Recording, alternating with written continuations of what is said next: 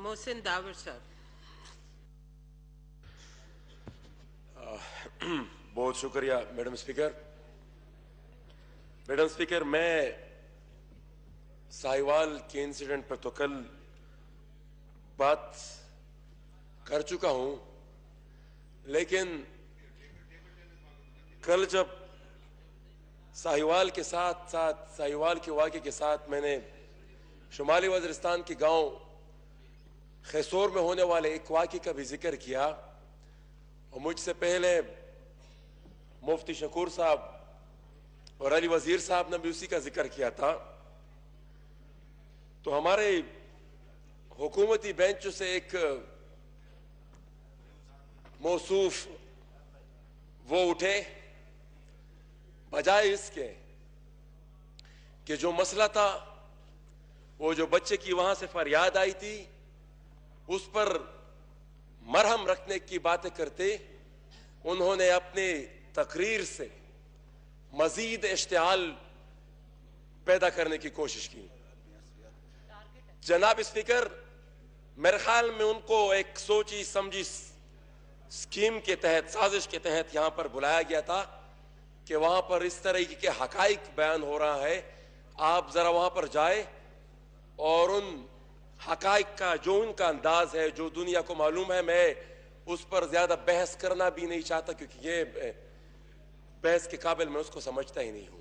लेकिन मैं ये जरूर कहूंगा कि उनके अल्फाज से, उनकी तकरीर से पूरी पश्तून कौम के जज्बात को ठेस पहुंची है। यहां पर फरियाद हो रही है कि एक बच्चा है जो कहता है कि मेरे भाई और मेरे बाप को उठाया हुआ है, और ये फौजी एहलकार आ जाते हैं रोज और फिर अंदर बैठ जाते हैं और कहते हैं कि शरपाई निकालो, किस्म किस्म के मुतालबात करते हैं, तफ्तीश के बुना आकर चादर और चादीवारी को पमाल करते हैं, और फिर वहां से वो मौसूफ उठकर फिर कहते हैं कि घुसपैठिए अंदर बैठे हैं।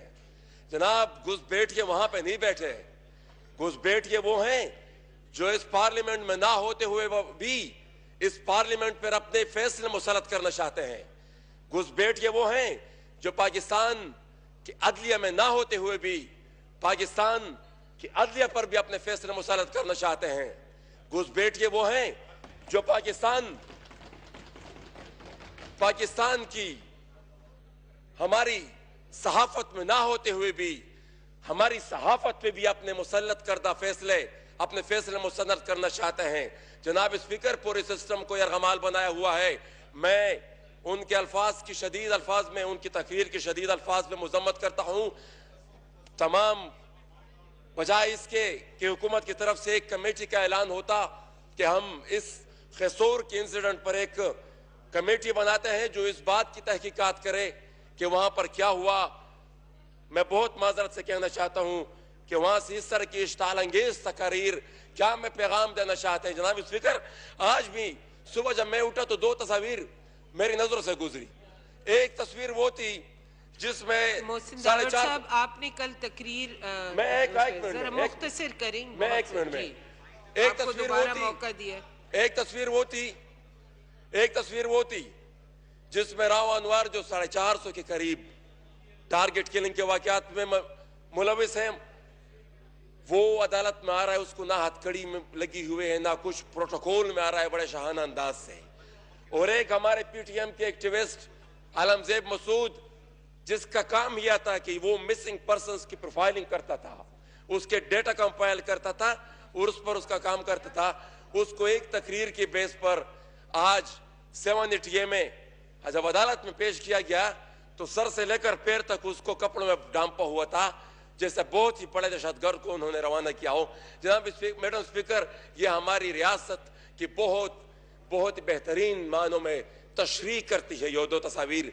आखिर में मैं यही कहूंगा कि अगर ये सोशल मीडिया ना होता तो इस तरह के कई जराइम होते, शायद किसी को कानो हाथ खबर भी ना होती। मैं यही मुतालबा करूंगा आखिर में हुकूमती बेंचेस में जो हमारे साथी बैठे हैं कि जो कल वाला वाकया है इसके ऊपर एक कमेटी बनाए और अपने जो आपके ट्रेजरी बेंचेस आपके पार्टी के जो नुमाइंदे जिसने जो कल तकरीर की उसके खिलाफ कार्रवाई कर और साथ ही साथ खैसोर में जो इंसिडेंट हुआ है उसी को भी उसी कमेटी में इंक्लूड किया जाता है कि तहकीकात होगी क्या मसला होता है। बहुत शुक्रिया।